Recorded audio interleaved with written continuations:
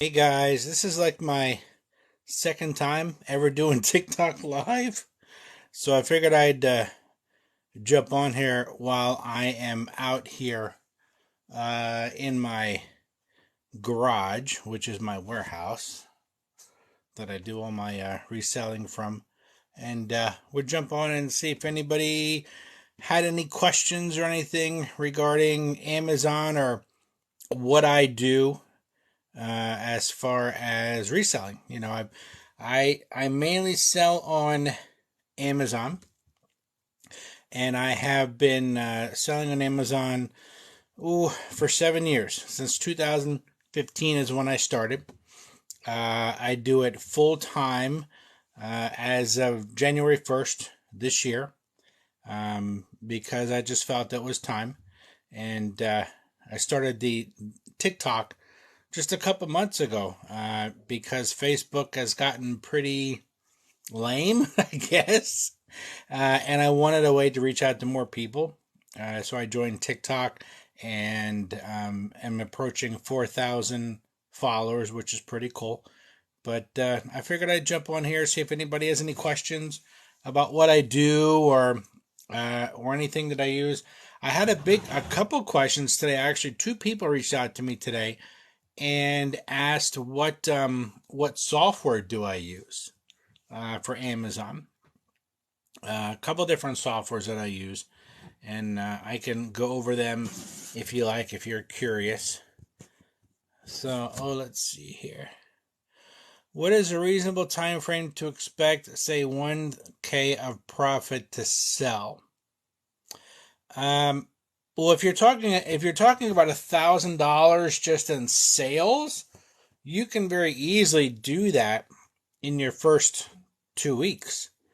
Um, Typically, what I find is that if you have, like, say, $1,000 to throw at Amazon, that's about what you'll find in sales. So your profit may be like $300, $350. Could be more depending on what product you're selling. Um, but you could see $1,000 in sales literally in your first 2 weeks. Now, if you only have $200 or $300 to start with, then it could take you a month to hit $1,000 in sales. So I started out in 2015 with $200 and turned that into uh, over 100,000 a year now, and doing it full time. Check this out. I've been the last couple months. I've been saving all my tags from the clothes from Ross and everything. I've got hundreds of them in here. I have no idea why. It's just something strange that I do. I like to see this jar fill up. I'm gonna maybe I'll wait till it fills up, and then I'll put in here what like, do you ever see like the jelly beans in a jar? See how close you can get, and then whoever gets the closest gets something. Maybe we'll try it here. So, but I thought that was pretty cool. So, some of the softwares that I use, I just started using SellerAmp, and I've been using it now for 3 weeks. SellerAmp is something for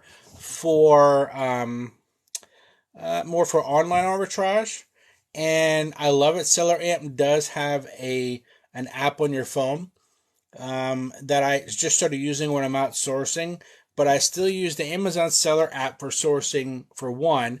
Inventory Lab is number two. And then number three, I jump on SellerAmp on the app just to see some of the other functions. I've been doing a lot more online sourcing.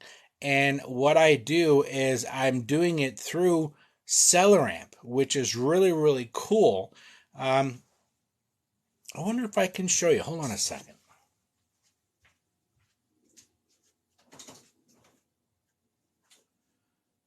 Let's see. I can probably show you just to give you an idea. Yeah. Let me do that. Let me instead of telling you about it, let me show you. Is there a way to turn this around? I have no idea. Is there a way to turn my screen around? I don't know if there is. Let's see. Let me pick a product here. I'm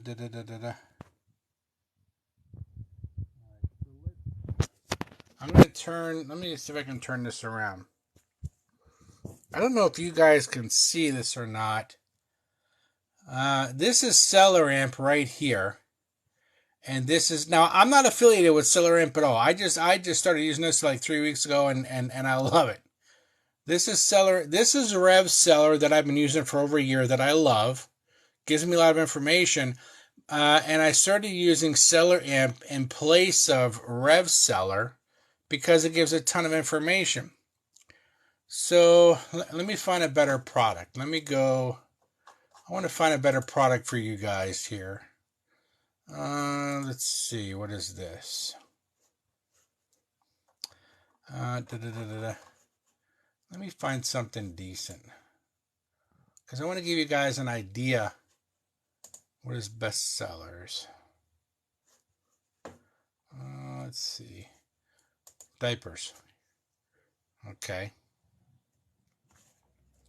So let's see. Come on. Where are you at? Here we go. Let's see what kind of numbers it's going to give us. This is the best way that I have discovered that. Oh, that's a bad example. Profit negative. Okay, let me find another one. Let's see. I'm trying to find something that I recognize here. Can you tell this is on the fly? Let's see, what is this? Books. People sell books. What's this here? Let's try that one. Let's click on this one. I just sent in a bunch of books today. If you're commenting, I can't see it yet because I can't see my screen. Let me turn this around. Can you access Keepa from SellerAmp? Actually, yes, you can. Keepa is in SellerAmp. It's actually part of what the screen shows you at all. Words are all backwards. That's probably because I'm doing it this way. So if you know how to turn the screen around during a live, let me know. Because I don't. So, all right, this is going to be backwards, but I want to give you just like an idea, okay? This is the product. This is a book, okay? This is SellerAmp, and it tells you a lot of information that other programs tell you. Right here, it says, I'd have to get it for 67 cents. I could profit. It tells me the rank and everything. But this is the side that I like. I can see all of the sellers and how much they have. Now, you can see that in other programs as well. But when you scroll down, there's the Keepa chart automatically in there. When you scroll down, I started, it's a Google Sheets lead sheet. And in here where it says notes, I put in the website address of like the store I'm going to buy it from, like on Walmart. And then I can save that to any of my lead sheets here and build a list of products that I want to order online. Plus, if I click on this icon right here, the G, that'll actually take me to Google, and I can see every place I can buy this book from, all right here. Those are the two biggest things that I have been using SellerAmp for. It's a form of reverse sourcing, and I love it. I absolutely love it. Let's see if I missed anything here because I could not see the screen. So let's see. Let's see. Oops, where do we go? Thinking of retirement but doing this as a part-time job. Where do you find most products and ship? Well, I'll actually tell you that I did this part-time from 2015 to 2021. And January 1st, well, December 31st, 2021, I retired from my job. I was at my job. It was actually my family's business for 32 years. I started when I was 17, and I just retired from the family business last year at the age of 49. My goal was to retire the same time my parents do. That meant retiring from working a job, retiring from working a 9-to-5 job. So November of last year, my parents sold the family business. They were ready to retire. They knew I didn't want it. They knew I didn't want to buy the business, and we did about $4 million a year in business. It was a retail business, and I didn't want the business. After 32 years, I was tired of it, and I knew that I could have Amazon supplement my income because it was already doing so beforehand. So they sold the business. I was not an owner of that at all. And I told my parents, listen, whatever you get for the family business, you keep it. That's part of your retirement. You're good to go, blah, blah, blah. That is all your money. I will be fine. So both my parents retired, sold the business. They're both 70. Sold the business last year, retired, and now they're actually fully 100% retired. They don't work anymore. I say I retired from the 9-to-5 job. I was doing the same thing for 32 years, and I retired from the 9-to-5 job. And I've been doing Amazon full time. Now, I'll tell you, I do not do Amazon 40 hours a week. I do Amazon 20 hours or less a week. Okay. And I do right now, I'm on pace to do about 180,000 in sales for 2022. And my profit hovers right around 30%. So that'll put me at about $60,000 profit at the end of the year. If my profit was 40,000 for the year, I'd be perfectly fine with that with Amazon because I don't have a lot of bills. I keep my bills low. I keep my debt low. I also have a residual income that actually started before Amazon. My residual income I started building back in 2012. That's actually where the name Residual Hustler came from, is because 10 years ago I was hustling for residual income. And I still collect residual income to this day, which many months pays my mortgage. And some months it's within $100 of paying my mortgage. And I get that. So that's actually the reason why I came up. Actually, somebody else came up with the name Residual Hustler. A friend of mine years ago, when he asked what I did on the side, and I told him, and he goes, so you hustle for residual income? And I said, yeah. He goes, so you're like a residual hustler? And I'm like, yeah, that's kind of cool. So I went to GoDaddy, and the domain name was available, so I bought it, and I've been the residual hustler ever since. Let's see.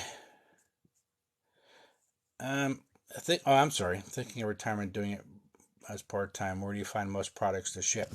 I will. Well, if you're thinking of retirement, definitely go for it. Definitely go for it. I made the leap. And where do I get my products from? Well, today I went to Ollie's. And got a bunch of stuff there to create a 2-box shipment today, and I sent that out. I source. I go to. I don't go to Walmart as much anymore, except for a couple of replenishable items I get at Walmart. But I do Ross, TJ Maxx. I do Marshalls. I do some Target. Some Walmart.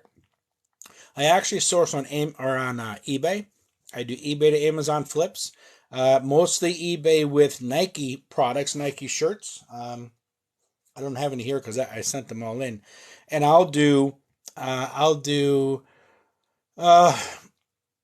a lot of online arbitrage. Like I'll go to academy.com. They have a lot of Nike products, and they have a lot of fishing gear.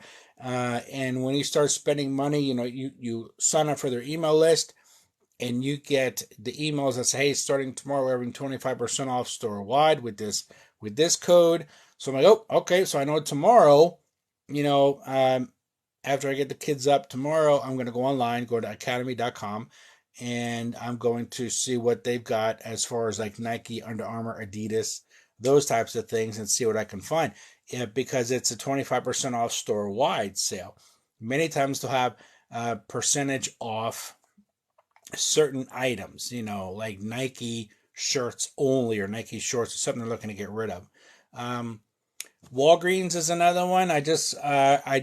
Rite Aid is another one. I just went and did some online arbitrage on Rite Aid, and then I went to my local Rite Aid, which is just 2 miles from me, to pick up what I purchased. Because when I was doing that, a little window popped up and said, "Hey, if you pick this up in the store, we're going to give you $10 off this $60 order." Well, I took that offer, saved $10. That was $10 more profit. But Ollie's is a big one. Anywhere you can buy something from to make a profit. Small mom and pop shops. Um, your local grocery stores. There is some coffee from my local grocery store that I sell that I get while I'm doing my regular grocery shopping. Sam's Club. I belong to Sam's Club. I bought stuff from there to flip as well. Let's see. Can you access keep it from seller up? Yep, you can do that. I think I showed you that. You can share. Let's see. You can share the best or worst experience you've had this week. Well, it's only Monday, so I will tell you my worst experience that I've had with Amazon was actually when I first started because I didn't understand a lot of it. I sent in books. They always say, sell books to start with, to start building up your account and learning. So I started with books, and the very first book that I sold, I lost $1.41. That was 7 years ago. I will never forget that. I will never forget that dollar amount, $1.41. I'll never forget that that's what I lost on my first sale on a book. And the reason I lost money on my very first sale was because I didn't understand all the Amazon fees. I didn't know about Keepa at that point, and I didn't use it. I knew a little bit about seller rank, um, a good bit because I actually watched videos on YouTube for a good 3 to 4 months before I even purchased one item to sell on Amazon.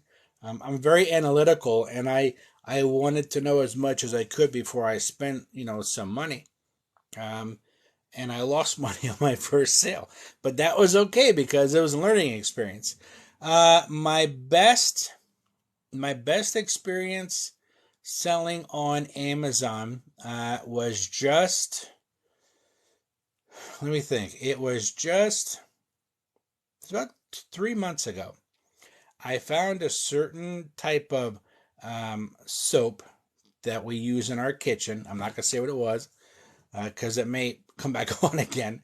And my local grocery outlet was selling them cheaper than what you'd find them for at like Walmart or your local stores. And they were selling a 3-pack on Amazon. Now they were $3 for each soap, and the 3-pack was $9. So, and they were selling for $32 average price on Amazon, a pack of 3. So I went to one grocery outlet and I cleared the shelf. I think that there were, what did I do? Oh, I made 18 sets. There was 18 sets I made. I polybagged them all up, made them look pretty, sent them out, and in a week, they all sold. The rank was under 10,000 in I forget what the category was. I don't know if it was beauty. No, it wouldn't have been beauty. But the rank was under 10,000. They sold quick. So those 18 sets all sold for between $30 and $33 in the first week.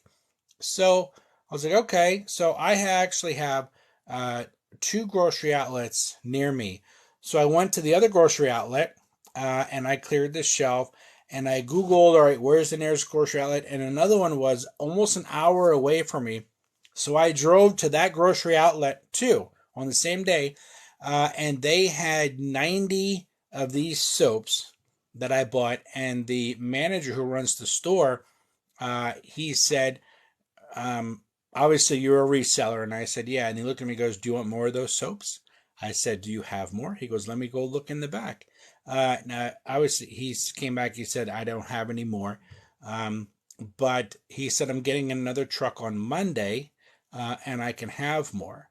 And he said, when we get our trucks, he goes, we split the shipments between our location and the other 2 locations. So if you find a good amount at one location, you're probably going to find that same amount at the other 2 locations as well.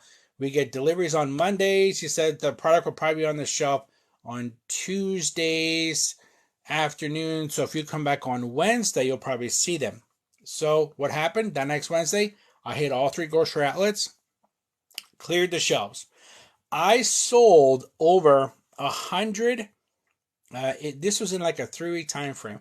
I sold over 100 of those bundles, and the profit. What was the profit? It was around 12.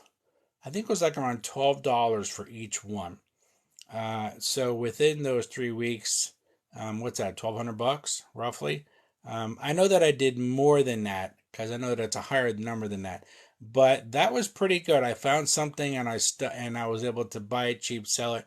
Now that product is not a grocery outlet anymore. I did find that product at. I went to Ollie's Study, found it there, but it's more expensive, so it's not worth it for me. And also Walmart carries the same product that's more expensive. It's not worth it to me to go through all the trouble. Thanks for your information. You're welcome. Let's see. I don't do much Amazon shopping at Walmart either. Yeah, I mean, what was it? Oh, Lawrence Family Deals. I have my glasses on. I got bifocals on the bottom. Now I'm like, oh, there you are. I did up until about a year ago, when pricing really started to go high. I had a bunch of replens from Walmart, but pricing started to just go crazy. I have a friend of mine who's out in California that I follow, and we chat a lot on Facebook, and he's doing stuff on Walmart, but he's talking about just Walmart pricing has just gotten crazy, where a lot of things that were replans, there's no longer profit in them. So luckily, I have a grocery outlet near the 3 locations of a grocery outlet near me. They're opening up a 4th one, so I'll actually have 4 grocery outlets within 1 hour of my home, where I can hit them all in one day and do well. I did at in Inventory Lab, which I use. There's reports, and I did a report for the first 6 months of this year. What my highest where most of my sales came from. You can do like by store. Like I had 500 units sold from Walmart. I had 300 sold from Target. Well, my number one was grocery outlet, and it was 1,614 sales I had from products I bought at the grocery outlet in the first 6 months of 2022. So my other one was actually my wholesale. I do some wholesale at all. You're looking at the left side of my garage. On the right side of my garage over here, which is why I'm actually pointing in this direction, is my wholesale stuff with their labels on the boxes and everything. And my wholesaler actually delivers to my home whatever order I text her, my rep. She delivers every Friday. So that stuff is on this side of the garage. And that my wholesale is my number 2. But I don't I don't find a whole ton. I went to Walmart today just to get some other stuff. And I found a couple things. It was like, I think it was around $80 in profit right around there. Not my normal, not my normal. Do you have a video that talks about shipping the stuff to Amazon or how to do that? Actually, I have on my YouTube channel over 200 videos that I started making a couple years ago. And if you just go onto YouTube and type in, like Tom Young or Residual Hustler, my YouTube channel will pop up. It's not a big channel. I have about 2,000 subscribers, but I started that channel a couple years ago and started uploading it to it only because questions like yours a couple years ago I started getting repetitive, where people would ask the same question over and over and over again, and I learned from my days of my other business I was doing, where I collect the residual income, that if people are asking you the same question, 4, 5, 6, 7 times, you keep getting that same question, create a video about it and put it on YouTube, and that way you can just direct people to your YouTube channel. And so I started doing that a couple years ago. But yeah, I do have over 200 videos on my YouTube channel that actually shows a bunch of that stuff and gets in depth on some pretty cool stuff. Thank you. That's awesome. Thank you. Let's see. Trying a little OA. Just got an order in today and they expire next month. How can you avoid this? You can't. You can't. I do a lot of grocery. There's no way to avoid expiration dates. Now, what I do is whenever I get something and the expiration date is under 125 days, obviously you can't send it in. So I do one of two things. I look at, I don't look to see if I can sell it on eBay. I should, but I don't really, because I want to concentrate more on Amazon. Do I sell on eBay? Yes. But I'll do maybe on eBay for the whole entire year, maybe $15,000 worth in sales on eBay. But I concentrate more on Amazon. So if the expiration date is too close, I'll do one of two things. I'll look to see if it's worth selling it merchant fulfilled. Okay. If it is, then I'll sell it that way. If I think I can sell it quickly, merchant fulfilled. If I know I can't send it in Amazon and I'm like, you know what, I don't want to deal with merchant fulfilled. I don't want to have it sitting here. Then I will return it back to the store. Now I just did that a month ago with 18 bags of sourdough pretzels. I ordered 18 bags, sourdough pretzels. They were like the 12-ounce bags, whatever size they are. And when I got them, the expiration date was like 35 or 40 days out. I couldn't send it in. And I didn't want to have to deal with all these bags sitting here in my garage because I'm limited on space.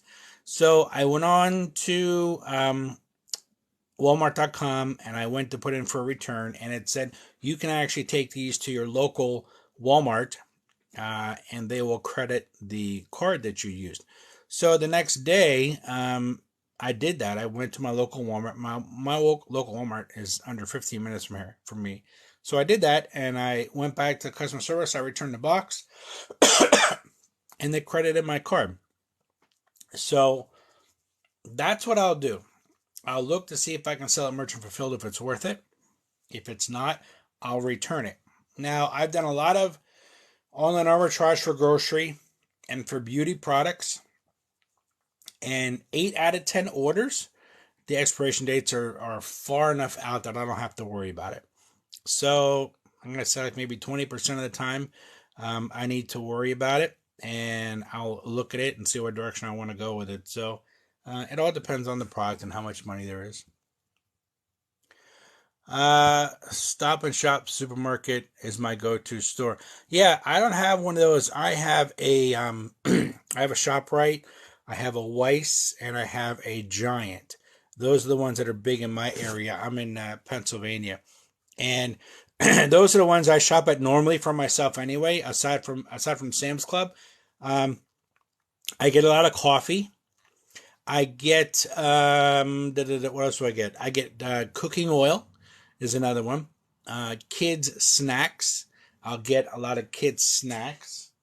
Um, I've gotten replens from a bunch of them, and I've got, oh, yeah, I can, hold on, I'll show you.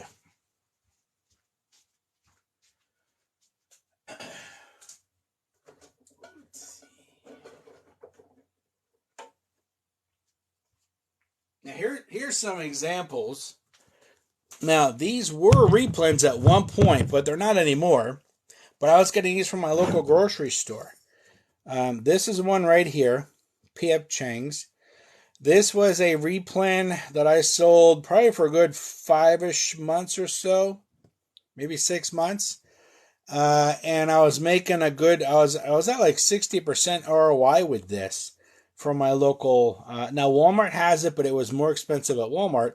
But I think it was Weiss, is where I was getting this from, and I was making a good profit from it, a couple bucks, So I think it was like 60% ROI, and doing well with it. But then, stuff happened, pricing went up. Another one that I had that I got from my local supermarket is Panda Express. This one here. Now, you can look this stuff up on Amazon now. There's no profit in it now, but you can see I actually had tape on this one. This was a bundle of 2, and this sold very well for a while before pricing went up and it was no longer profitable. Another one that I had that was replen was Nesquik right here. Was a good replen. Now, some people call me crazy, but what I like to do is if I find something that is going to be replenishable, I like to keep one of that product at home. Like this one here, that was a bundle of 2. I would actually tape the 2 together and put it up on my shelf over there. And every week and a half or so, I would get out the Amazon Seller app and I would scan the barcode just to make sure that my pricing where I had it was good. I actually had a post-it note on each one saying where I bought it from, how much I was getting it for, what it was selling for on Amazon, the best sellers rank, and my percentage of ROI. I had on a post-it note on each bundle. And I had at one point like 10 of them up on my shelf. And about every week I would scan the barcode and just make sure, am I still where I want to be with this product? Is it still replenishable? And I discovered on my own that I found it faster for me to do this just by scanning it real quick and making sure my numbers are where they need to be compared to my post-it note, then going into Amazon and looking up the listing, or going into my spreadsheet and looking up that way. I would zip through those 10 or so in 10 minutes real quick and just make sure that my numbers are still where they need to be. So, but I still do have some replenishables. They're up on the shelf. I'm not going to show you those that I get from my local grocery store.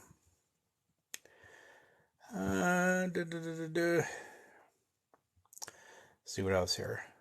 I'm going to return them with a pain. Well, it's painful to return them, but it's not painful when you get your money back. Sent in some baby pacifier. Got an email asking for safety certification. Looked on Merchant Fulfill website, and I was like, yeah, there's products that I stay away from because I got tired of getting the emails. One thing that I don't sell a lot of anymore is toys. I actually, in December last year, I didn't sell any toys because for some reason, every time I would send in a toy, I would get an email within 48 hours from Amazon saying, this listing has been deactivated until you show us the proper documentation, certification, whatever they were asking for. And I buy the stuff at Ollie's and Walmart. I don't have the documentation they're looking for, and everything, showing its authenticity, blah, blah, blah. And I got tired of it. So I stopped sending in toys. And then there's other people that I see that I reach out to that literally on Amazon literally are like almost only selling toys, and they don't have these issues. I'm like, why am I having these problems and you're not? every toy I would send in, I'm allowed to sell.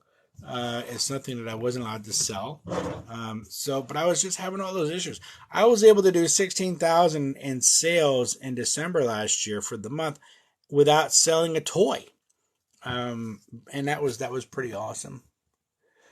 How hard to start selling on Amazon? Well, it's not hard. Okay, there's a learning curve to it, and it could take a good 6 months to 12 months for you to get a good handle on it. Okay, I'm not gonna lie. I don't have any courses to sell. Okay, I don't have any of that stuff. So you'll never see me on any social media saying, "Hey, this is so easy. Here's my Lamborghini. Buy my course and I'll show you how to do it." I don't have any of that. I'm a very genuine guy. Now, I do have an Alfa Romeo that I bought in 2019. My reselling income pays for that. But you will rarely see me show that car because I'm not a flashy person. I like to be very genuine and show the reselling stuff. And I show my numbers and I tell people what I'm doing when they want to know. I'm honest. But I don't have anything. I don't have a course to sell. I do have consulting type things that I do where people pay me for if they're interested in that. And that stuff is on my website, but I rarely push it. Unless somebody's really wanting something to say, well, here, listen, go here. I do have a 30-day mentorship program that you can do. Here's the information if you choose to do so. I do have where if you're like within an hour or so from me, I will go to your home and I will walk you through the process. Some people still like that. They're very visual. I have a friend of mine, Jim, who I did it for about 2 months ago. He had all the products and he had them in his home, and he called me. He said, "Tom," he said, "can you come to my home? Can you show me how to list? Can you show me how to label, how to prep, how to ship, pack, everything? Literally come to my home and show me this." And I said, "I can do that." And I said, "Where I'm looking at, this much per hour." And he said, "Tommy," he said, "it's worth it to me because I know that I'm going to get all the information I need at one shot and help them out that one time." And he was good to go. And he's doing well. He's doing well. So, but it's like I was saying, it's not easy, okay? But it's not hard, okay? If you started a new job tomorrow, how long do you think it would take you before you start to feel comfortable in that job?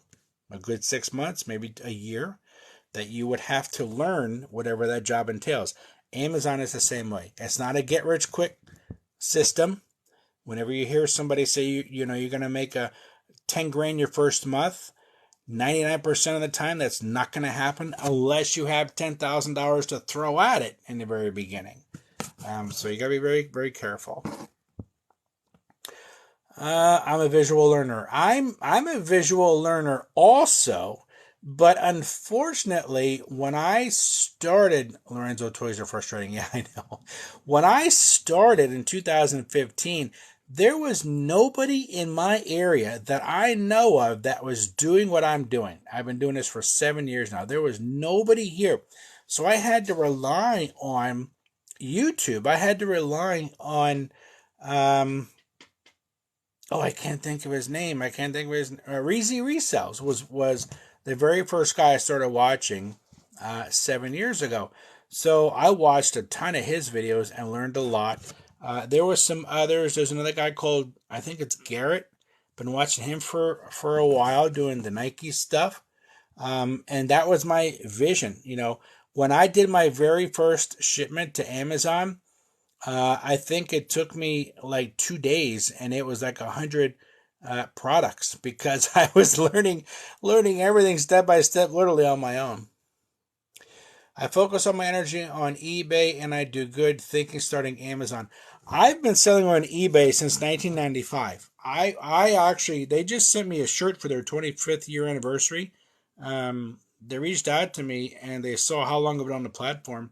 And they saw that I've been on, since the very beginning. And they sent me some swag for 25th year anniversary. It was kind of cool. Back in the 90s, when I first started, 95, I remember that I used to have people that when they would pay me for something, they sent me a money order. There was nothing like what we have today.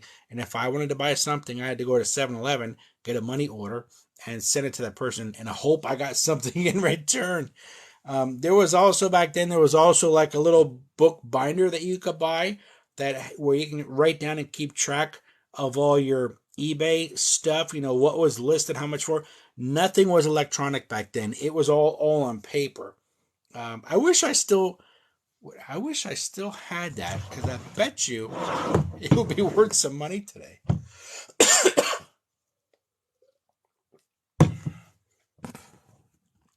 But if you're focusing on eBay and you want to get into Amazon, I'm going to highly recommend it, because on Amazon, with the exception of a couple items, I only sell things that are already listed on Amazon. So with eBay, you have to list, take pictures, do all that stuff. You don't have to do any of that with Amazon. So it's so much easier. And I send in 95% of my products to Amazon. So the only thing that I have here in my garage is my wholesale product, because it's a food item. And I keep that here and I ship it out to the customer when it sells. But I highly recommend it. If I had to do it all over again, I would pay someone to teach me. I spent months doing research. Yeah, I was 4 months, 5 months doing research before I started. I have had, like I said, there was nobody around that I knew of that could teach me anything. I'd learned on my own. I had a friend of mine. Now I'm in Pennsylvania. I had a friend of mine about 3 years ago who lives in Texas, and wealthy man. He's got money, and he called me and he said, Tom, he said, my son is looking at starting on Amazon, and I know that I know that you sell on Amazon. I said yes.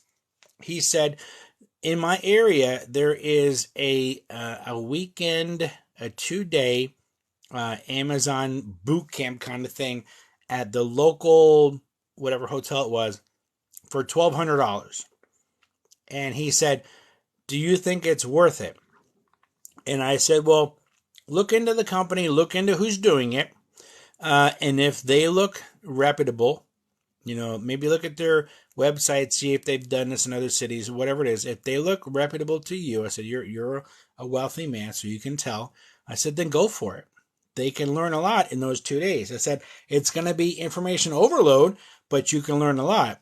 And I said, and it could be worth the $1,200 to your son to do that. I said, when I started, I had nothing like that. If I was starting today, I know that there's things like that I would do, that I would definitely put the money into that first. Whether it be something like that where you go somewhere, or if you find a reputable course, an authentic, a good, reputable course, I would definitely do that, because that would have saved me probably a couple months of research. And in those first couple months, I could have made more money.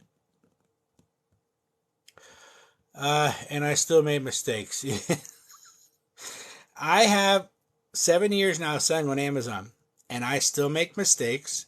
And I will say that I know if I've been working all day on Amazon related stuff, and it's getting to be around 7 o'clock in the evening, that's when I start making mistakes, because I'm getting really tired, because it's been a long day and I'm not fully paying attention. So I know my limit as to when I need to stop for the day.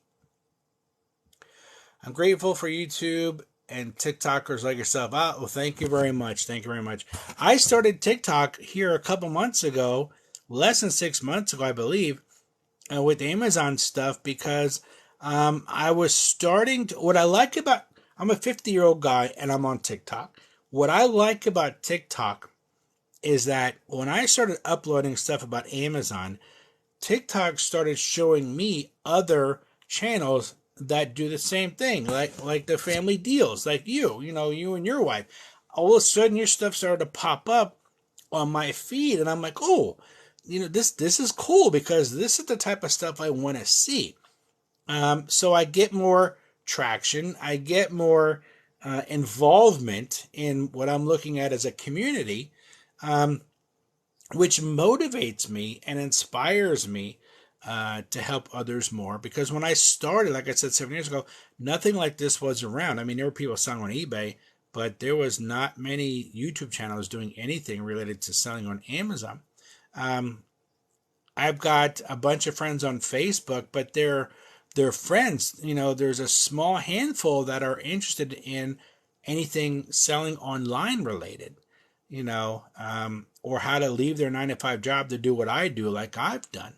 And, you know, the audience is just very, very small. You know, Facebook, I've been on it since its conception in the early 2000s. It's been great. You know, I get to see my family from all over the States, but it's no longer my go-to platform for this type of content. I'm an eBay seller who does not accept returns. How many returns do you get a month? One, if that.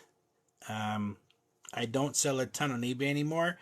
I may have 25 sales a month on eBay because I concentrate more on Amazon. Maybe 40 sales a month at the most on eBay. What I mainly sell on eBay was stuff that I was actually finding at the thrift stores, was things like shirts, ties. A year ago, I bought a bulk order of remote controls, you know, for like televisions, DVD players, resellers, that kind of stuff. And I went and I bought 300 of them at $1.25 each. And they were, let me think. I knew the seller was saying that at least 20% of them were not going to work. So I knew that. When I sold my 42nd remote is when I broke even, because I keep track of all the numbers. So when I sold remote number 42, I broke even. And I think I had like 50 remotes left to sell. And I had a couple remotes returned because they didn't work with the particular machine that the people were buying them for, but not a lot. Amazon returns is what is holding me back. Don't let it hold you back. You're going to get returns no matter what. I do mainly grocery and apparel on Amazon, and I get a lot of returns. Amazon, when they get the product back, they look at it, they analyze it, they go, can we sell this again? What do you guys think? Does it look good? It looks good. All right, cool. Maybe we'll put it in a new poly bag, put it down on the shelf, and put it back in Tom's store. That happens, you know, all the time. I get an email almost every day that says refund. What the heck does that say? Refund notification. You know, it happens. It's part of doing business. If you're gonna let one thing like that hold you back, then Amazon is not meant for you. You can't think that way. How many returns on Amazon? How many do I get? I get emails every single day of something being returned. Well, no, not every day. Maybe like every other day. Let's see. 7 days a week, probably out of the 7 days a week, probably 4 days, I'll get at least one email saying return. You know, so like maybe 4 or 5 a week. But it's part of doing business. I have, let's see here. Now, here's something that'll tick you off. I sent in these Under Armour shirts, 2 of them, okay? And they were for sale in my Amazon store.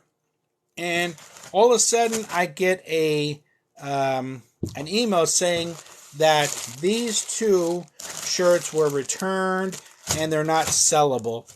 So I had to do what was called a removal order, okay, where I went into Amazon in my back office and said, okay, ship me these 2 Under Armour shirts back to me, and I'm going to see, are they still good? Can I sell them? You know, why were they returned? Well, there's nothing wrong with them. They're still in good packaging, poly bag. They're not dirty. They're not ripped. They're not torn. So I go to relist them to send them in on my next Amazon shipment. And Amazon says, you can't sell that product. You're gated in Under Armour. I'm not gated in Under Armour. But for some stupid reason, I cannot sell this Under Armour shirt, and I've got 2 of them. But I can sell Under Armour products. It makes no sense. So, luckily, which one was it? Oh, they're about the same size. One is my son's size, so I'll give one to him, and I'll throw the other one on eBay, because at least I'll get some money back from it. So, stupid stuff like that happens. Not often, but it happens. Amazon is king. Yep, I agree 100%. Thanks, Tom. I appreciate you. Thank you very much. They changed the rules like the weather. So, 700 resales. Dude, Amazon changes the rules whenever they like. And I'll be honest with you, I helped run a family business for 32 years. So I understand changing rules. We did it all the time. We were a small family business. We made up the rules, We made up the rules for our products and services that we were offering. And things changed all the time. Systems change, things change.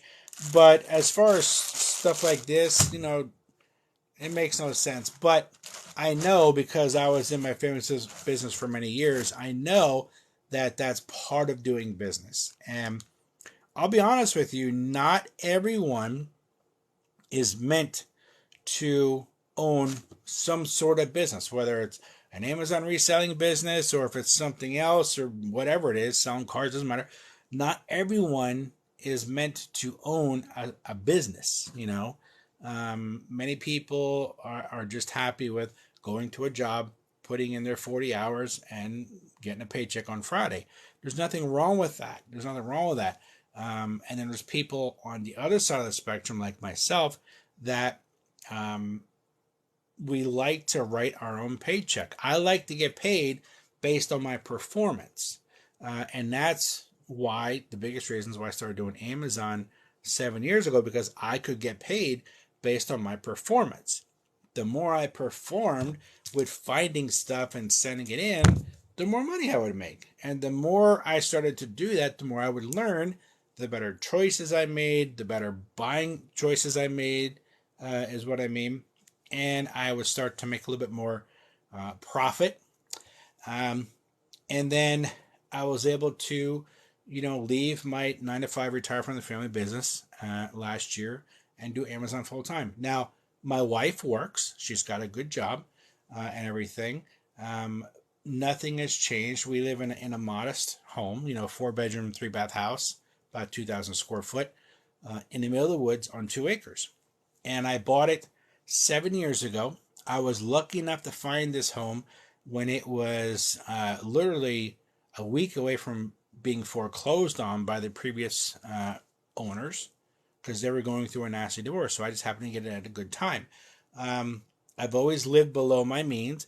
When I knew last year, just to give you an example of how I was able to go full time, at the end of 2020, in December of 2020, I said to my wife, I want to go full time doing Amazon January 1st, 2022. So that would give me all of 2021 to ramp up and do what I needed to do to ramp up the whole year, so that January 1, 2022, I could go full time doing Amazon. What did I do during 2021? I saved up 4 months of my salary. I had it in the bank, and I paid off. We have 4 cars total, but my wife and I, we paid off the 2 older ones. So those car payments were gone. We're just down to the 2 newer ones. And in 2020, I did $20,000 in sales on Amazon. I wasn't really pushing much. In 2021, I did $90,000 in sales, part-time, mind you. After my 9-to-5 job and on weekends is when I would do Amazon. So I was still working a 40-hour-a-week job. And I would go and after work and buy stuff, ship it in. I always dedicated Saturday to going out as buying as much as I can and ship it in. Saved up 4 months of my salary so that when January 1st, 2022 came around, I had my money set aside for taxes from the year before. I had 4 months of salary set aside, so if something happened with Amazon and I no longer had my job, I had 4 months of my salary to fall back on. And I said to my wife, worst case scenario, if this does not work for whatever reason at all, where Amazon says, you know what, you can't sell anymore here, I would just go get another job. I would get another job. I mean, I'm 50 years old. I would just go get another job. But luckily, I'm in month 7 of doing this full time, and I haven't had to worry about that. So, what else we got here? Why do you think RA is better than OA? With retail arbitrage, I can buy things like this and have a higher return on investment. With online arbitrage, I'm going to have a lower return on investment. But with that being said, when I do retail arbitrage and I go to Ross, there may only be 2 of these on the shelf. Okay? If I go to like academy.com or underarmour.com, I could probably buy 10 of these. A little bit lower ROI, but I can buy 10 of them. So I can buy in bulk. So it kind of evens out. I'm doing more and more online arbitrage. One, I'm saving money on gas. And I like the fact the last couple months I'm doing a lot more online arbitrage where I have things shipped to the house, and when I get home or whatever, it's already here. And if I have a box full of stuff, I will literally that night do that one box and ship it out the next day. So I like both, but I'm doing more online arbitrage lately than retail arbitrage. Got it on. Thank you for answering my question on the radio. Oh, thank you. Thank you for joining me. This is like my second time doing retail arbitrage. Are you in Eastern PA by chance? Yes, I am in Eastern Pennsylvania. I'm in the Pocono area. So if you were to... Wait a minute, who's this? Oh, I thought that was somebody else. Yeah, I'm in Eastern PA. I'm in the Pocono area. A lot of stuff. I mean, I live in the Poconos in the woods, but I'm about 2 miles outside of town, and town is not a whole big thing, but I have to drive a minimum of a half an hour to go to a Walmart, a Ross, a whatever for retail arbitrage, and that's another reason why I'm doing more online arbitrage. In Western New Jersey, would like to link up sometime. Yeah, definitely.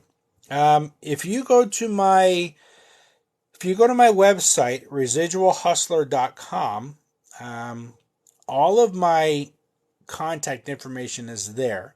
My Facebook, my TikTok, my everything. You can even email me through there and all the information. But what's that? But yeah, I mean, this is like my second time ever going live on TikTok. I didn't know how it was going to go. I didn't know if anybody was going to show up. I have no idea. But you're welcome.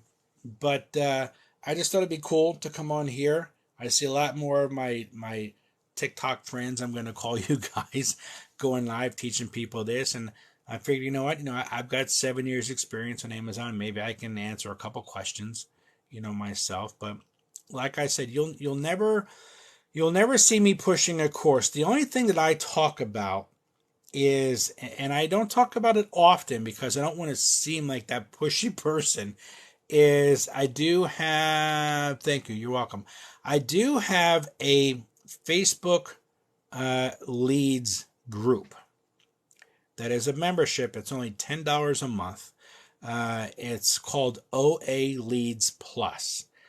You can actually go to oaleadsplus.com and find it there. It's also on my website. But here's I wanted to put a twist on a standard leads list group. Okay, so the plus at the end of OA Plus, the plus is me live sourcing bolos. That's the plus. The OA leads is on. I up every Monday or Tuesday. I upload a list of 100 leads that I do through tactical arbitrage to certain stores, Target, Walmart, whatever. And the people within the group can go through the list and see if there's something that they want.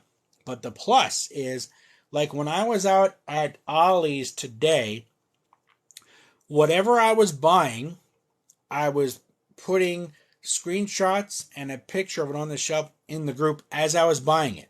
So and I do this a lot for Grocery Outlet too. So if you have a grocery outlet near you and you're part of the group, you can say, oh, Tom was at Grocery Outlet today. He bought 10 different products. He took a picture of the products on the shelf. He did screenshots. And I use the Amazon Seller app when I do this because it's simple for everybody. I take an Amazon Seller app screenshot of the product and the screenshot of the page that shows all the costs, and I put in the cost and everything, and I post that in my group. I do it as I'm sourcing. It's not a live video. It's just posted pictures that I post as I'm sourcing, and I put in, I'm at Grocery Outlet now, and I put in the screenshots and I post that. It could be 10 minutes later. I could find another product and I would take my pictures and I would take my screenshots and put in a group. I'm at Grocery Outlet now with those pictures. So if you were near a grocery outlet anywhere, and another grocery outlets are all over the states, you could go to your local grocery outlet and look for these types of bolos. And I started doing that a couple months ago because I thought it was really cool to provide this kind of information. So, and in the group, there's a whole bunch of other stuff. So I passed roughly, probably 450 leads a month between me and others in that group for $10 for the month. So that's the only thing that I have. There's no course or anything else like that. That's the only other thing I have. So, TikTok teacher, thank you. Well, I don't teach you TikTok. I teach you Amazon. But I know what you mean. Thank you very much. So, hey, Tom, what are your thoughts about tactical arbitrage software? Do you use it, like it, or hate it? I use tactical arbitrage. Tactical arbitrage is actually the software that I use to put into my Facebook group. I hit it with certain criteria, minimum 30% ROI. I think the dollar amount is like a $3.50 profit minimum. And I do the regular Target, Walmart, but I also do the crazy off stores. Like I did one the other day about a pet store. It was like careforpets.com or something weird like that I've never seen before. And I posted, leads list for that in a group. What I like about tactical arbitrage is that it has shown me a lot of stores that I never even knew existed, and then I'll go on that store and I'll do online arbitrage on that store. Academy was one of them. Academy was one of the stores that I discovered through tactical arbitrage, just looking through the list. I'm like, Academy Sports, I've never heard of it before. So I went into their website and looked at it. I'm like, ooh, they got some pretty cool stuff. And I've done online arbitrage without tactical arbitrage on their website, Academy, dozens and dozens of times. So I like it because I get to find new stores to source. As far as disliking some of it, a lot of the listings suck. They're not 100% match, and I try to weed out what I can, but I'll use it as a reference. I use it. I just don't rely on it. It is like $90 a month. I get more than $90 a month of profit from it, so it's worth it for me to have. But I will tell you, I am a member of somebody else's lead list here on TikTok, because I know that they're doing more manual sourcing than I am. So their leads are even, more what they find, and their list that they send out every Friday is only, I think, like 15 leads. So even me as an experienced seller, I still subscribe to other people's leads lists also, because you never know you might find something, you might find a replay. I have no idea. I'm going to have to check your website. I'm interested, really. You can do that. If you just go to residualhustler.com, you can check it out. The link to my YouTube is there, too, to watch a bunch of videos if you want to. So, I mean, the link is in my bio. There's a bunch of stuff there. I just did a collaboration with Bqool. If you guys know, Bqool is a repricer. And the people who run Bqool reached out to me a couple months ago. They actually saw some of my stuff on Instagram, and they reached out to me and wanted to do an interview with me because they saw a video I made where I talked about Bqool just out of no sponsor, just out of the blue. I said, Bqool was the software that I used that took me from $5,600 a month in sales to the $16,000 because I started using a repricer. I just mentioned it as I was doing a quick video, no big deal, and the people from Bqool saw it and sent me a message on Instagram. I thought it was a scam message. I went a month and ignored it. And I thought it was a scam message. I ignored it.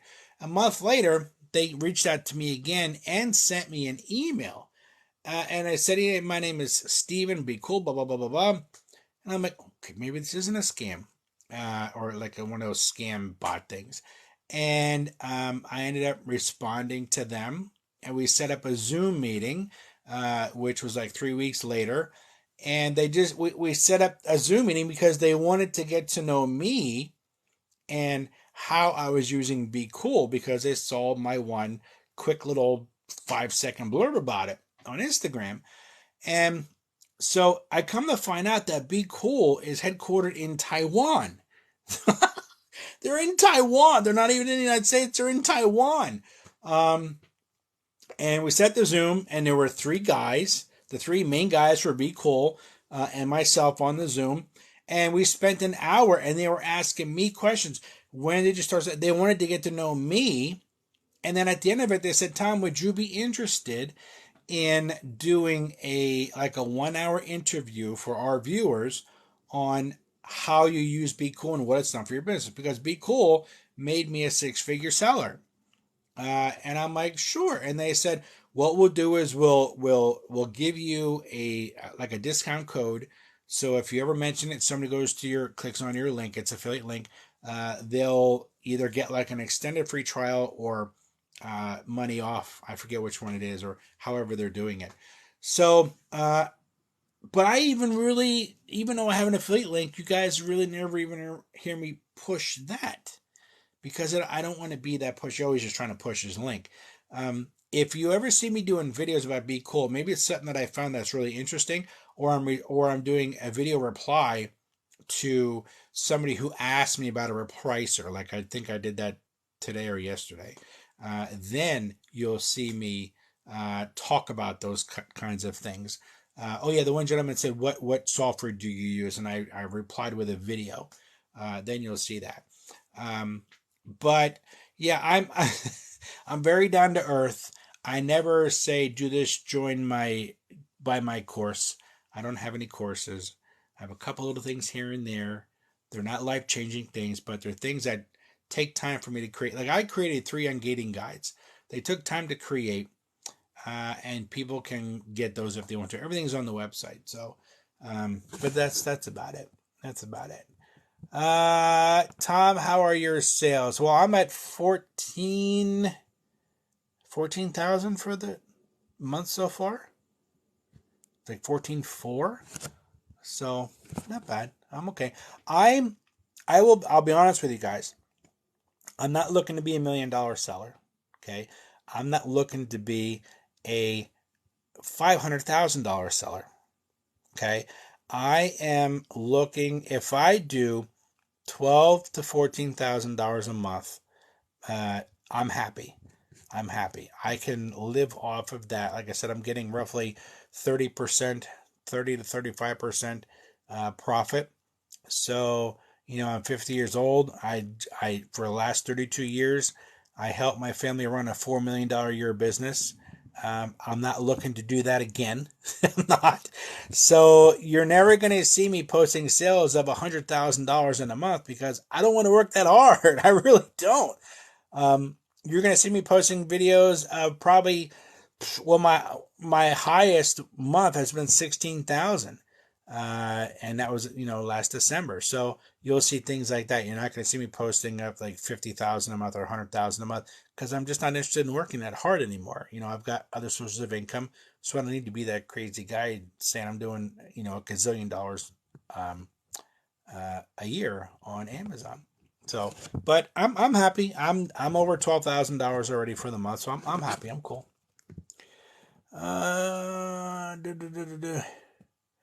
Just became a top 1 viewer. Oh, cool. Sent weights. I gotta get back to the gym. So, all right, guys. What time is it? It's 10:46 here in the woods of Pennsylvania. I don't see any other questions. Here we go. Did you start with RA or OA? Do you do wholesale? I started with RA, and I did retail arbitrage from 2015 to end of 2020. Very, very, very little online arbitrage. Mostly on retail arbitrage, doing that. Ross, I got engaged in Nike and all that stuff. Actually, Nike and some of the bigger brands, I was grandfathered in a couple years. Actually, maybe it's been like 4 years ago now, roughly, I'm going to say. When I started in 2015, I was able to sell Nike. I got auto approved because I was selling stuff and showing he's consistent. I was doing less than 20,000 a year. It was a consistent, couple $1,000s a month kind of thing. And then all of a sudden, like maybe like 3-4 years ago, Amazon or Nike said no more new people selling on Amazon Nike products or Adidas products or Crocs or Hurley and all that stuff, whatever it was. Nike was the big one. And I started seeing things on YouTube about that. I'm like, oh crap, I wonder if I can still sell Nike. So the next day I went to Ross. I started scanning Nike stuff and it said I can sell it. I'm like, oh. So I was grandfathered in. Now I know how to get on gate and all that stuff. And I started doing wholesale. Probably March of last year. So it's been over a year. And the only reason I got into wholesale was because a friend of mine was selling this product out of his home as a side hustle. Okay, and I didn't know it. And I was going to his house because we were involved in another business together, and we were talking about that. And all of a sudden, I go into his garage. He's got a 2-car garage, and he's got like 7 or 8 pallets of this food product in his garage. And I'm like, Frank, what the heck is what is that? He goes, oh, those are this. And he pulls out the bags. And I'm like, what are you doing with all this stuff? He goes, well, my side job, he goes, I deliver these to the local grocery stores and stuff like that. And I said, so are you a distributor? He goes, well, I'm not the distributor. He goes, but I work for them and I get paid a commission, da da da da da. I'm like, huh. So what did I do? I started scanning the bags. And I found out that I could sell them and make a profit. So I said, Frank, can you sell those things to me? An individual friend? He goes, Tom, I can sell them to anybody I want. He goes, I don't have to just sell them to the grocery stores or Walmart. I can sell them to anybody I want. I said, can I buy these from you and put them on Amazon? He goes, you can put them wherever you want. And I'm like, okay. So I bought like a case which had 12 bags in it of each different flavor, put them on Amazon, and they started to sell. I'm like, ooh. Now, was I getting them wholesale? I guess that was the start of my wholesale because I was actually paying the same price per bag that the grocery store was paying for. So that was the start of my wholesale journey. And then it was about 6-7 months later, he said, I'm not working with that company anymore because I got a better job and I'm just going to work that job. I'm like, oh, okay. So they want my contact for the product. And I was like, well, you know what? I know that the manufacturer is only 3 hours from my home because this is a regional product. I'm like, I'm going to reach out to the manufacturer. So it's very simple, guys. I just called the manufacturer and I said, hey, I live in this area. I'm interested in selling your product in my store. Can you tell me who my local rep is? And they said, sure. They gave me the name and phone number. I called that person the next day, and she reached out to me and she said, hey, my name is so-and-so. What can I help you with? And I said, well, I used to get my products from Frank, and he doesn't sell them anymore. She goes, oh, yeah, I know Frank. And I said, I would like to continue to sell the product. And she said, okay. She goes, who are you? What do you do? And I told her, so I was very honest, I said, I'm going to sell them on Amazon. They're out of my home. And she said, okay. And she sent me a price list. And I bought like $700 worth of product. And she even delivered it to my home. She delivered it to my home because one of the grocery stores that she stocks is like 3 miles from my house. So she said, yeah, I'll deliver it to your house after I deliver it to them. She dropped them off in my garage here. So, and I've had that relationship with her for about a year. And what I do is every Monday, I text her my order for the week. I get my deliveries on Thursday or Friday. And she knows if I'm not home, she knows she has permission to open up my garage door, put the product in the garage, and close the door. And then I just pay her when I get home. So that was the start of my wholesale, and I still do the same product today. It's a regional product. So don't be afraid to call a manufacturer and say, my name is Tom, I'm interested in selling your product. Who do I talk to? You know, I've sent a bunch of emails to other manufacturers and stuff. They rarely get returned. But when you make that phone call, that contact, it's a different story. They're more likely to talk to you. Let's see. Let's see. Oh, Rake and Profit. I was watching your live earlier today. How you doing, buddy? Oh, Rake and I just sent in a bunch of books today, as a matter of fact. That's pretty funny. Let's see. Oh, Clearance Flip is on here. That's so dope. Clearance Flips. Hey, how you doing, buddy? Yeah, so that's not... Steve, if you're still on here, I don't know if you're still on here or not, but I actually told a story about how the very first product I sold on Amazon 7 years ago in 2015 was a book, and I lost $1.41 on that book because I never paid enough attention to Amazon fees. But I actually posted on TikTok today books that I got. I got them on at Ollie's. Steve, you're on the East Coast, I believe, so you probably have an Ollie's near you, I would assume. And they're new books. A lot of them didn't have the marking on the binding on the book.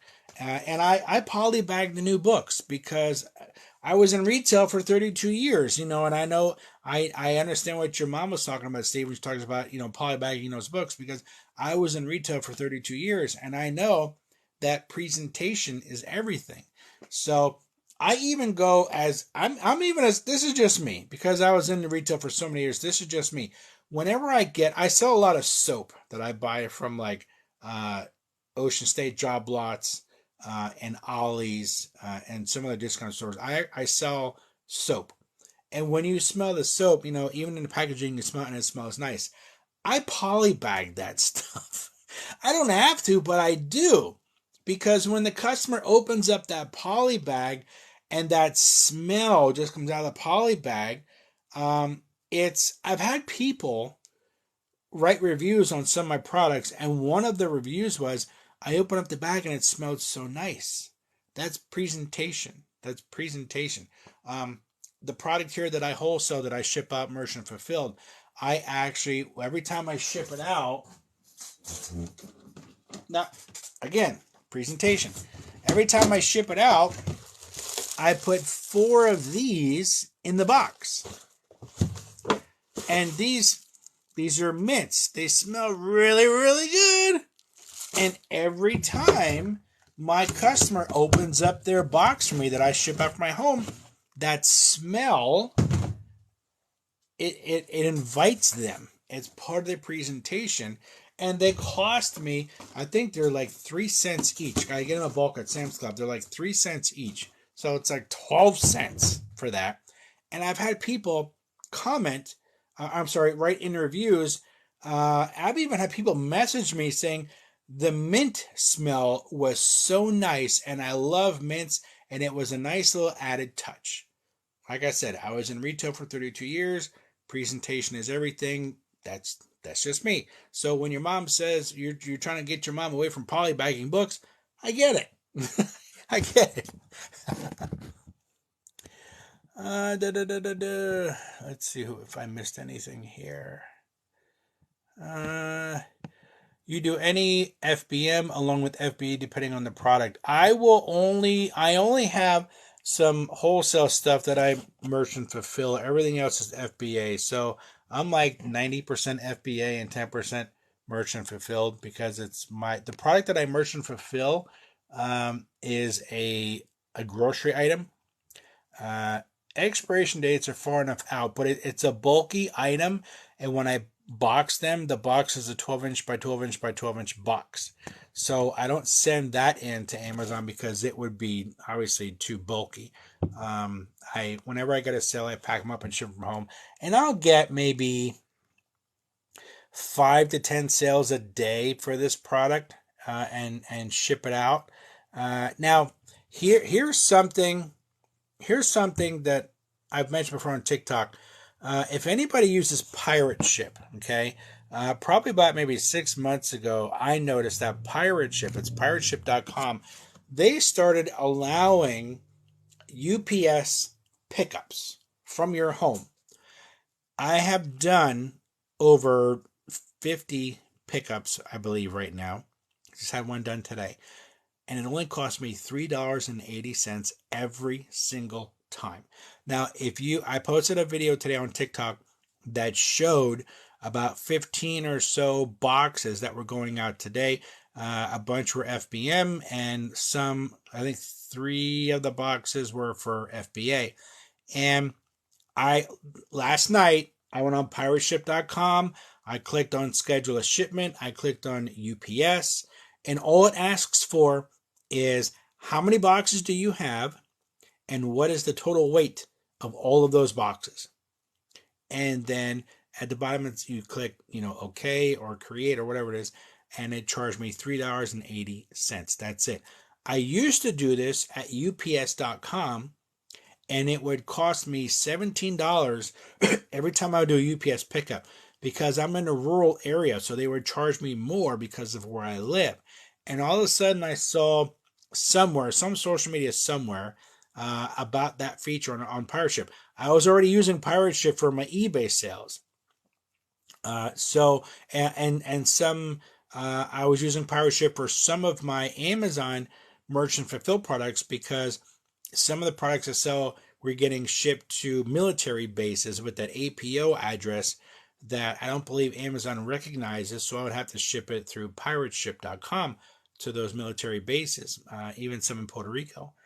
And I've been using it now for a while. I've done over 50 shipments with it, and I'm still only paying $3.80. So I only have a car. I can't fit those 15 or so boxes in my car and go to UPS. So if you can afford $3.80, do that. Pirateship.com, schedule pickup for UPS, and have them pick it up for under $4 from your house. And you're going to waste that much money in gas just going to UPS. Brayton Health Info, thank you. You're welcome very much. Thank you. Do you just book flip or sell anything? I don't sell a ton of books. I actually was in the mood. Steve Reagan got me in the mood today to go look for books because I watched his 3 hours of his 5-hour video yesterday on books. And I'm like, you know what? I haven't sourced books in over 6 months. So When I went out today, I went to Ollie's because you can get brand new books from Ollie's, and I sourced it there. And I got a bunch of books. I put them on TikTok today, exactly which books I bought, and what I'm going to profit from each one. So if you want to see what they are, go check out those videos. But yeah, I normally don't sell books. My main categories are grocery and big brand clothing like Nike, Under Armour, Adidas, Chaps, Champion, Hurley, and Crocs are the big ones. You just made me remember all the first points I need to post. No barcodes on those. Yeah.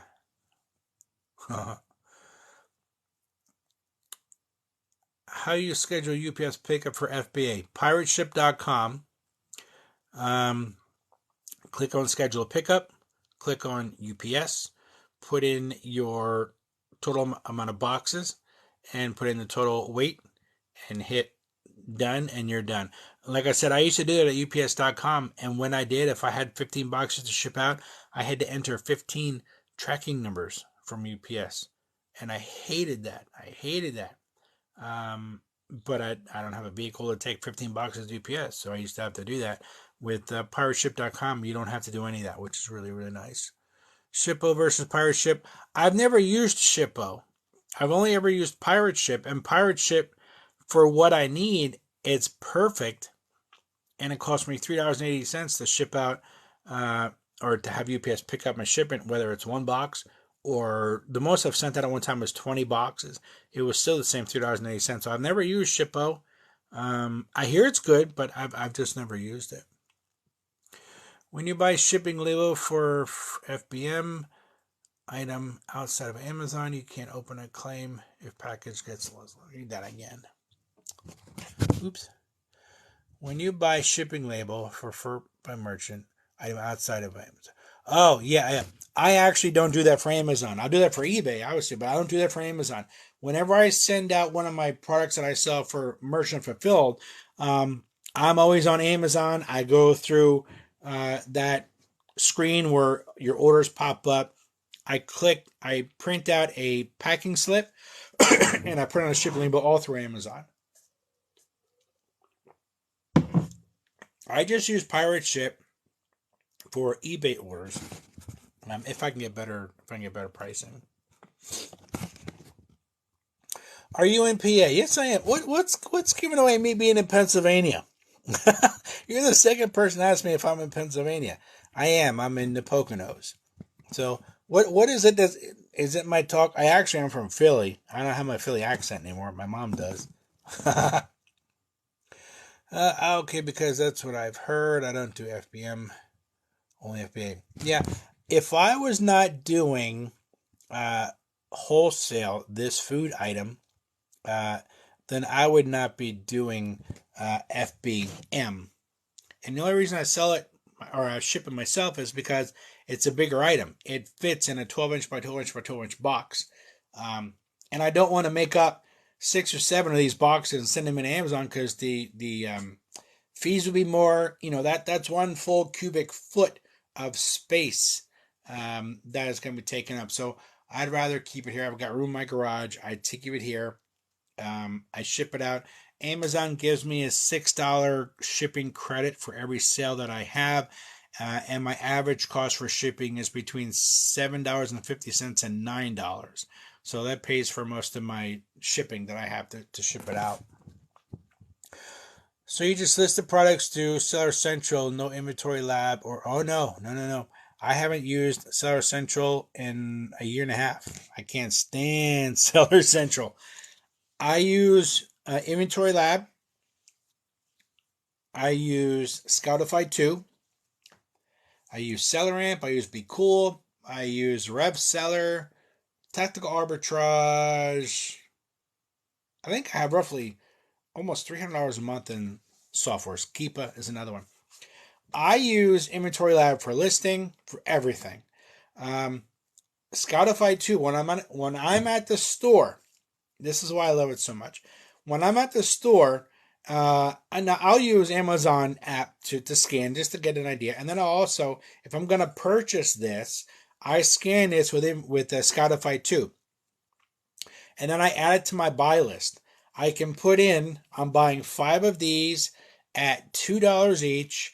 I'm inputting information. It's going to sell for this much each. I already know the profit.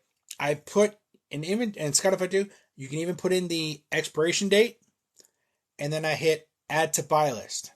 I'll do that for all of my products. Okay. If I'm sourcing one day, or if I'm sourcing 3 days in a row to create a shipment, the list will add up. When I go into Inventory Lab, when I do create a new batch, I can import that file, which is on my phone in the app, up to Inventory Lab, and then all my products populate. You know what's nice? They populate with all the expiration dates, all my costs, my quantities, what I want to sell it for, and everything. I don't have to do any of that anymore. And then all I do is I click on Edit, Print Label, put the label on the product, done. I love it. I love it. It saves me a ton of time. But I have not used Amazon Seller Central to list in over a year and a half. Do you source in Northern Jersey? I haven't been in Jersey in a while, over a year. But the last time I was there was a Big Lots. It was in Phillipsburg, but I haven't been there in a while. I've never used Seller Central for shipping. Always Inventory Lab from day one. Yeah, it's a game changer. Plus, I have my scanner that I got on Amazon, which was a $20 scanner. So it was a game changer. And I also have everything that is shipped. I set up my settings to have everything shipped to one warehouse. So as I'm actually putting the labels on the products, at the same time, I'm putting them in my shipping boxes. So I'm literally creating my boxes as I'm creating the listings. So it's like a cycle. It's all being done almost all at once. And then when I'm done, all I do is I scan what's in the box. It says, okay, box 1, I scan this. Okay, cool. Box 1 is done. Create a new box. Box 2, I scan what's in that box, and it's building a content list of what's in that box. It is so time saving. It's worth it. It is well worth the money. Let's see. So Scoutify 2 is a scanning app for everything, not just books. Correct. Yes. Yeah. Now, here's one thing I noticed with Scoutify 2, and I don't know, maybe it's just something I have screwed up in the settings. I don't know. But when I go into the Amazon Seller app and I scan something, it may say, you're going to earn $1 profit on this. And then I go into Scoutify 2 and I scan the same item, and it's going to say, you're going to earn 80 cents profit on this. I have no idea why it does that. I've checked all my settings many, many times. They all match. I have 30 cents for shipping Amazon. Everything matches. But I go by whatever the profit shows on the Amazon Seller app, because I know that that's directly to Amazon as opposed to Scoutify 2 being a third-party sourcing app. Pirate Ship is pretty good. Integrates with basically all selling platforms, even Walmart. Yeah, I love it. I actually just got approved to sell on Walmart, but I have not done anything with it yet. So I don't know. I applied. I got approved pretty quickly, but have not sold on Walmart.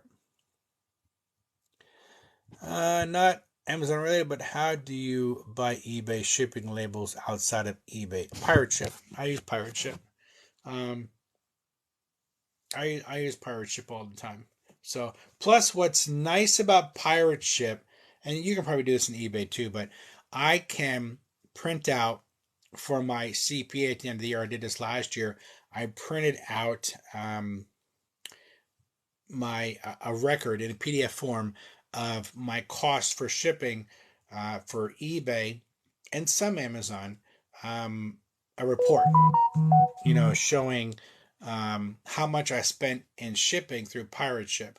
So I was able to send that PDF to my accountant and write off all of that shipping. So, you know, you know how Amazon does it. In Inventory Lab, you can do your profit and loss sheet, and it shows what you've paid in shipping. Even if I've done merchant fulfilled shipping, it shows all those expenses in Inventory Lab. And when I told my accountant I use a system, or I use a software called Inventory Lab, he goes, "Can you print out a P&L sheet, profit and loss sheet?" I said, "Yeah." He said, "That's all I need. That's all I need." He goes, "You don't have to go crazy." He goes, "Just send me a PDF version of your profit and loss sheet, summarizing each month, you know, all year, and the total at the bottom." He goes, "That's all I need." And I said, "Oh, okay." And he goes, "You know, I'll call you with any questions." This is a friend of mine who's been a CPA for a long time. He only had like 3 questions. That was it, you know. And I pay my taxes quarterly. And he gave me, you know, the vouchers to pay him quarterly. So I go on the government website and I pay him quarterly. I started doing that at the beginning of 2020. He said, "How much do you think you're going to sell?" And I said, "Probably close to about 100,000 is what I'm pushing for my first year like that last year." So he did it based on that, and what my potential profit was, and set up quarterly payments, and I paid them quarterly. And then when it came time to do my taxes, I actually had what the heck was it? $718 credit, because I paid $718 too much in taxes. So now that $718 credit went towards my first quarter taxes for this year. So I wasn't expecting that. I had about 7 or 8,000 set aside, thinking I was going to have to pay taxes, but I ended up buying more inventory with that stuff. eBay gives you a label to buy print from there. How do I avoid that and buy on pirate ship? Well, don't go on to eBay to do anything. If you get a sale, like I had yesterday, I had 2 sales on eBay, 2 shirts. I don't go to eBay. You go to pirateship.com, you click on export from eBay, and Pirate Ship will export the 2 sales that I got over to Pirate Ship.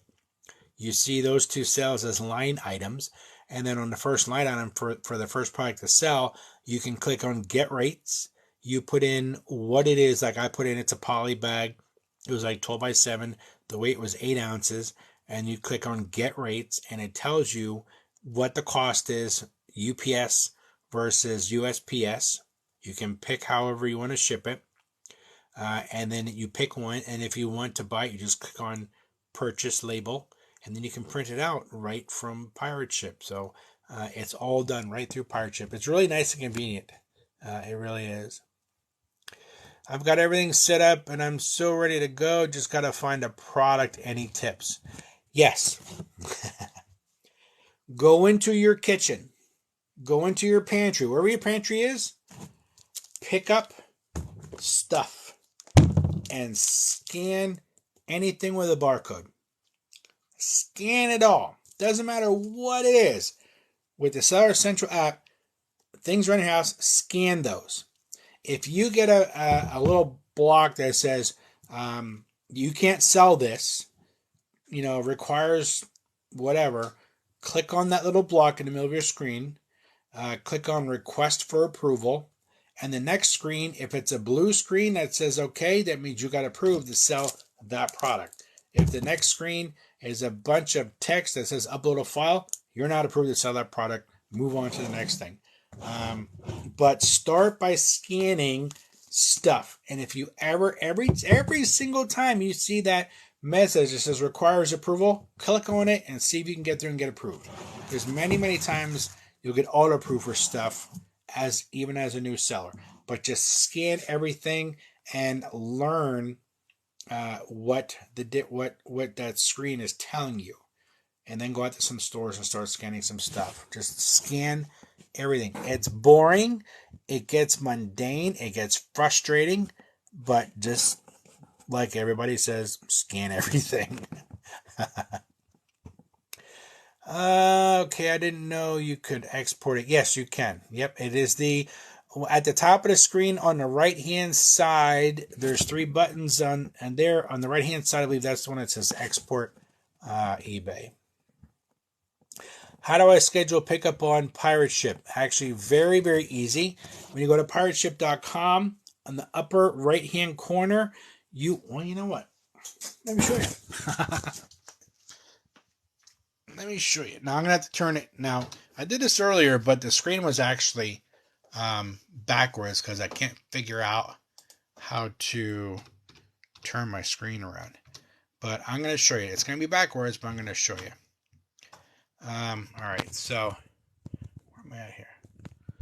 This is Pirate Ship right here, and you log in. Now I'm gonna turn the screen around here. I'm going to log in.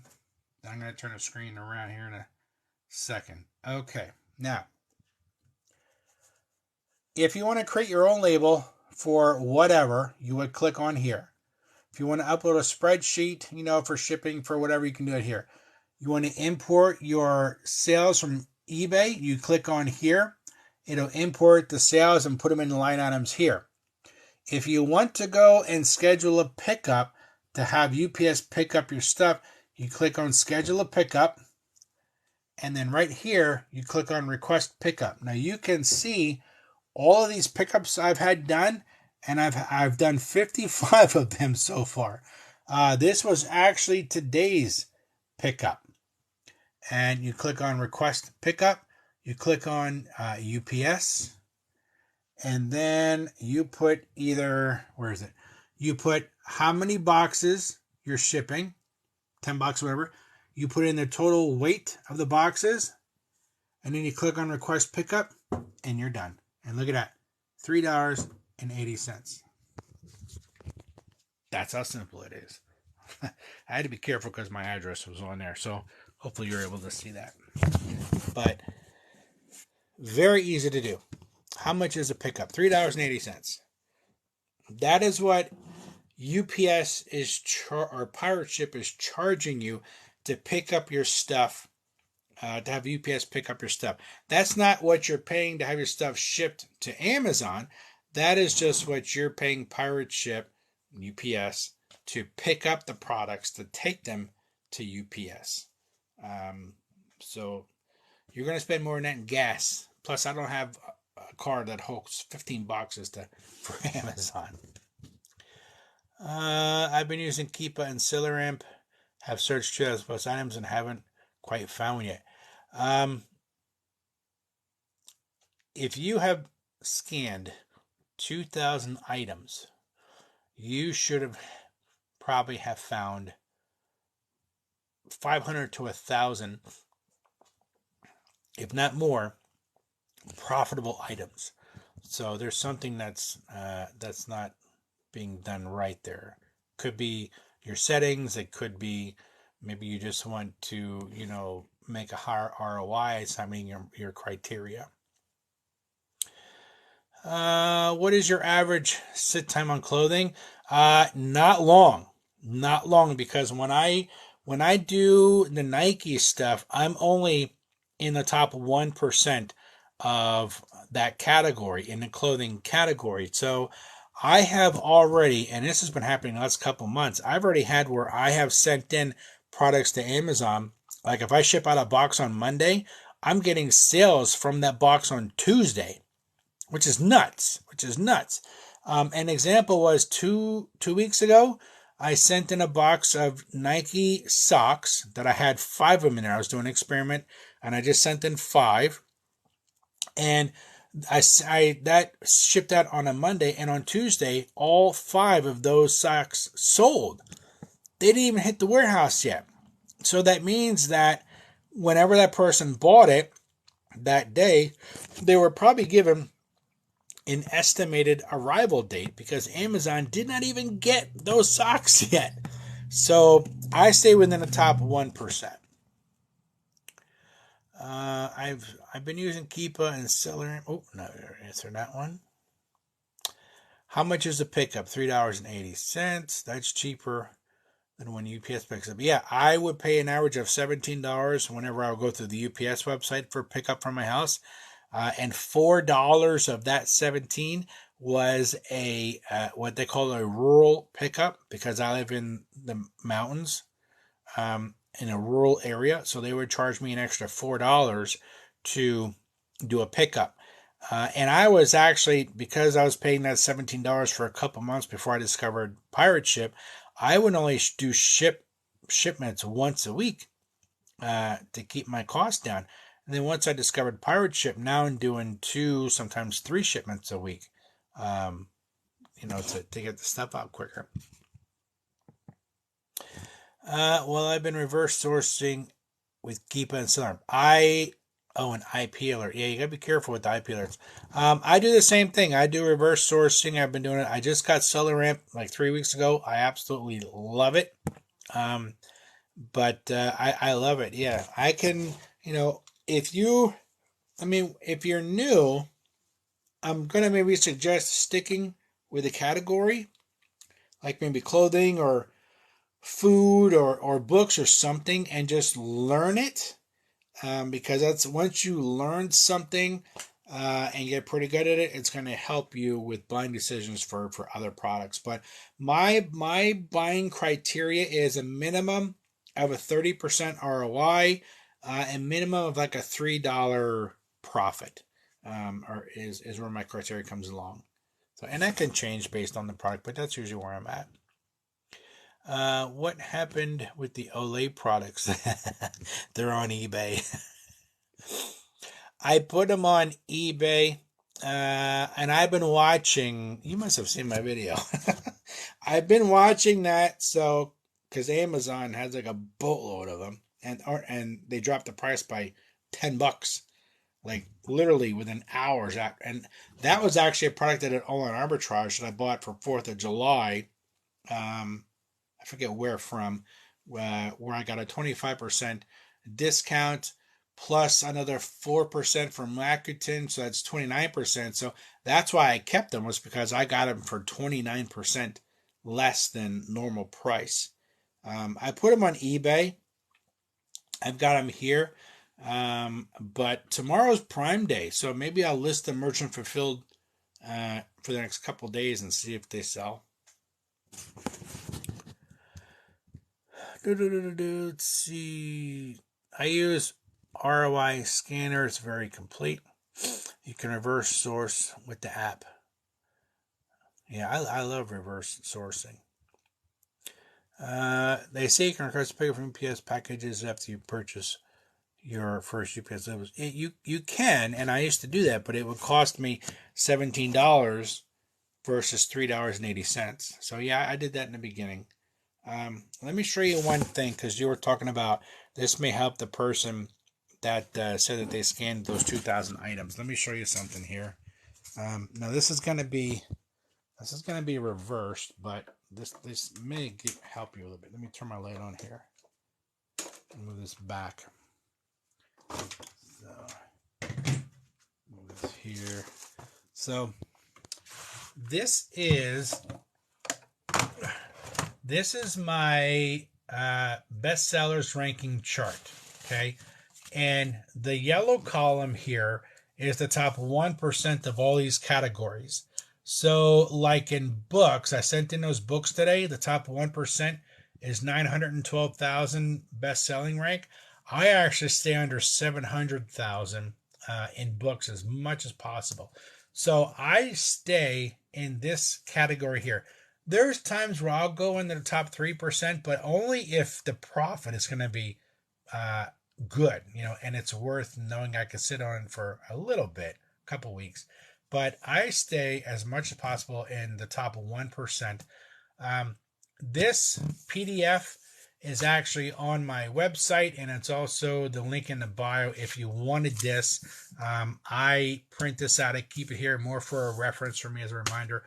Plus, I also look at Keepa to see where things are. But this is a big help for me when I'm doing my products. So, but I have a link in my bio where you can actually go and get that if you want to use it. Thank you for sharing. You're welcome. What time is it? Oh, it's 11:25. I will tell you that it's nice being a full-time Amazon seller because I don't have to worry about getting up early tomorrow. So I actually do most of my work probably from like 12 o'clock noon till 7 or 8 o'clock at night. Is when I'll do most of my work. Now, the kids are home, summer vacation right now. They get up around, 9, 10 o'clock, and we'll do some stuff in the morning. But when I would take the kids to school during summer or during the school year, they get on the bus. They're gone by like 8:15. I'll actually go and just, goof around a little bit till about 10 o'clock, eat some breakfast, do whatever, look at email. And then around 11 o'clock or so, I'll get started, go out and do some sourcing, do whatever I want. And then I am, stopping, depending on what's going on, maybe like 5 o'clock or so. But I don't do this, even though it's full time, I don't do 40 hours worth of work, on Amazon. So what's nice is that after you've been doing this for a while, you kind of have systems in place that save you a ton of time, like the softwares. And, if you're doing some wholesale, you've got some things set in place that, things are delivered to, you don't have to spend a whole lot of time outside of the house. So for the summer, I'm actually scheduling me doing my Amazon stuff around the kids' activities. My little one, Cielo, had a book club camp for 3 weeks at her school.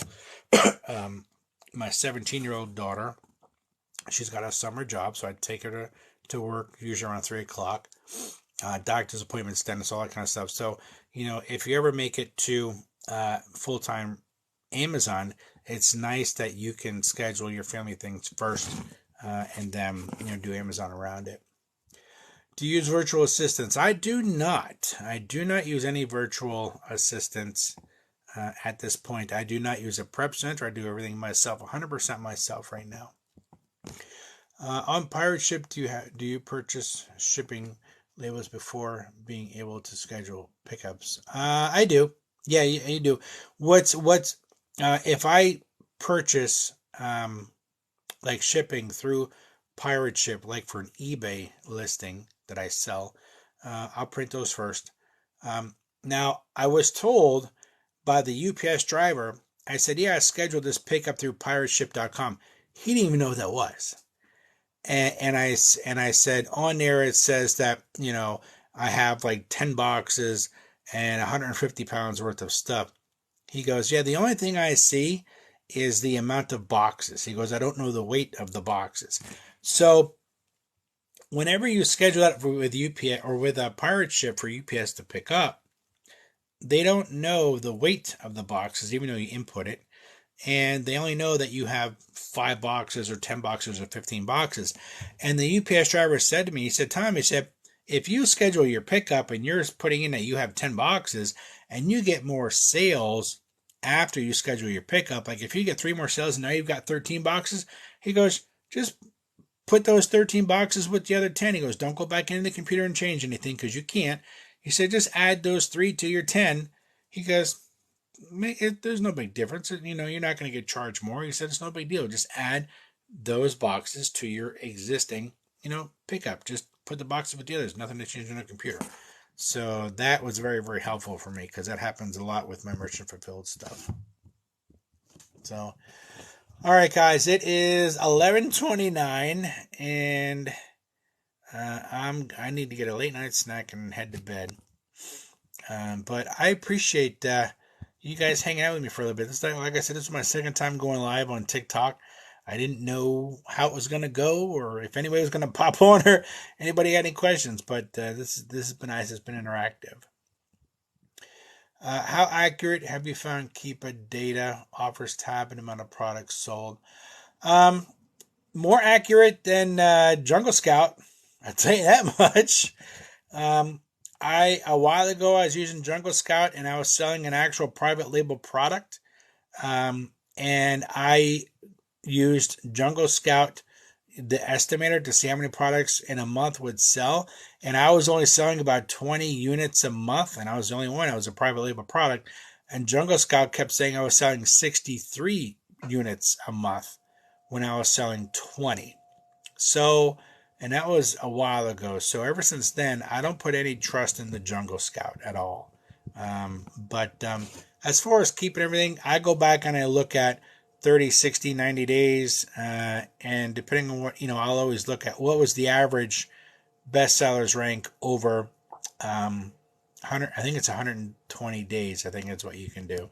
And I look at that to see what the average rank is. And but I use it all the time. I use it every day. Thank you for the info. You're welcome. I'll see you around random people's comments. Yes, you will. I'm there. Sometimes I have a lot of fun doing that. So, all right, guys. I appreciate you hanging out with me here tonight. Like I said, if you have any questions, residualhustler.com or go to the link in my bio. There's a boatload of stuff. If I do have a masterclass video that I did a year ago, mostly the same stuff still applies. It's like 2 hours long. It was a webinar I did for a bunch of friends of mine that were new. You can always check that out as well. The link is in the bio. If you have questions, that will maybe help you with your first shipment. So, but I appreciate you hanging out with me. Thanks, guys.